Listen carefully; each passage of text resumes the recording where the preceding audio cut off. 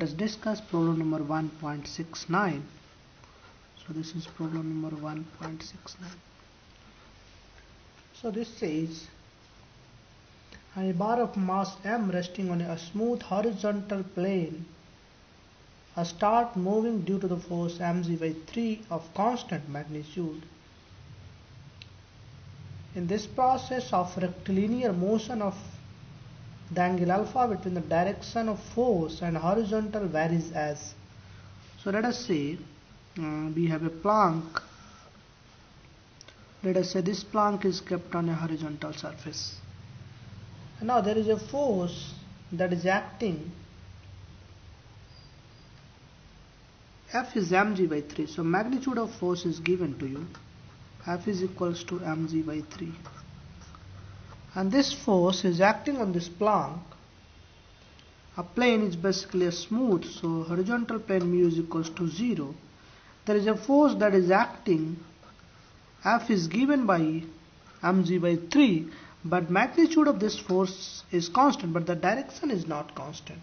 Angle alpha is given by as. So you see, at t equals to 0, S is 0, so at t equals to 0 this object has not moved at all. So S is 0, this implies alpha is 0. So at t equals to 0 you will have force is acting in this direction. Let us say if I increase S, this alpha will also increase because A is a positive constant that is given in the question. And A is the distance traveled. So if the distance traveled increases, alpha increases. So this means after some time, this force will acting in this direction. Because alpha depends upon distance traveled. So initially, so I can make a diagram something like this, you can understand. Initially the plank is something like here, then force is acting in this direction.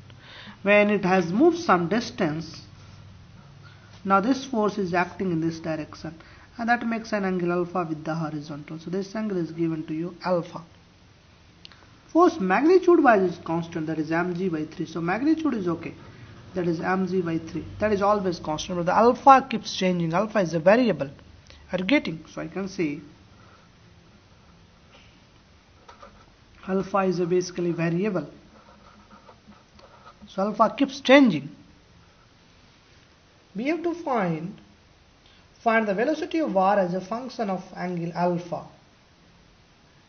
So we have to find velocity as a function of alpha. Velocity of r as a function of angle alpha. So you have to find velocity as a function of alpha. Let us think a minute and then we'll discuss this problem. Let us copy this.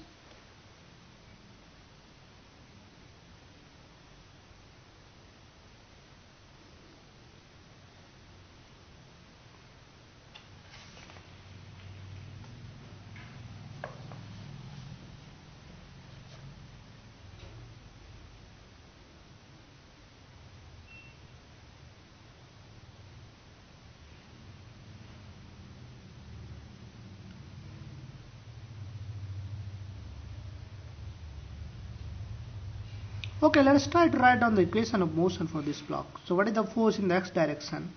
That is F cos alpha, and in this direction normal as well as mg. So I am only interested in this direction. So in this direction the force will be F cos alpha. So if I write the equation in the x direction, I will have F cos alpha is equals to mass into acceleration. So dv/dt. Now you see F is given by mg/3. So mg/3 cos alpha, this is equals to m dv/dt. Now you see alpha is what? Alpha is given by A times S. S is the distance traveled, so I can also plug this value. mg/3 is equals to cos AS. Alpha is given by AS, m dv/dt.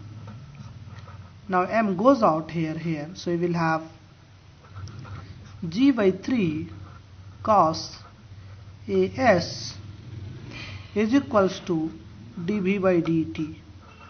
Now I can integrate. I have to find velocity as a function of alpha. So what I can do is I can divide this by ds, and then, so let us say apply chain rule, z by 3 cos as, and this is dv by ds, and this is ds by dt. So I have multiplied by ds and I have divided by ds. So ds by dt is v. So I can write z by 3, and let us take this ds this side. So you will have cos as, ds is this side, and this is v. So v dv. You're getting? Now I can integrate this. At t is equals to 0, v is equals to 0, distance traveled is 0. At distance traveled when the s, let us say velocity is v. So if I do this one, so z by 3, integration of cos alpha is cos x is sin x. So sin as, and integration of as I should to divide by a. Are you getting? This is equals to integration of v, that is v square by 2. I have to integrate from 0 to v, and here I have to integrate from 0 to s. Are you getting or not? So if you integrate this one, so let me use the next page. So please copy fast. So if I integrate, so you will have z by 3, and this is sine, and this 0 at 0 it is 0. So this will be simply sine as by a. Are you getting? And this is equals to v square by 2. So this will be v square is equals to 2z by 3a and sine as. Are you getting or not? Let us copy this one.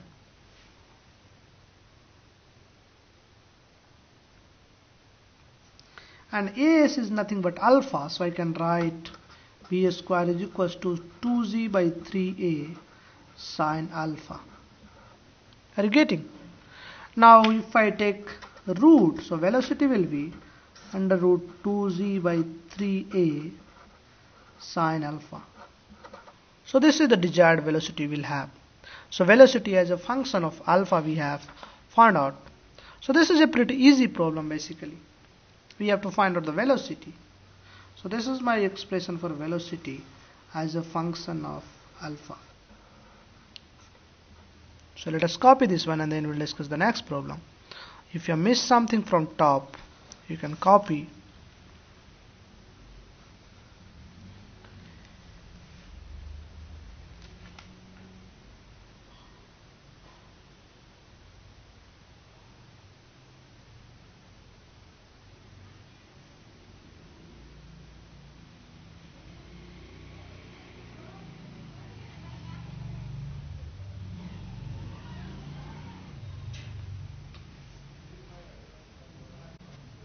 If you have copied this one, then I can go for the next problem.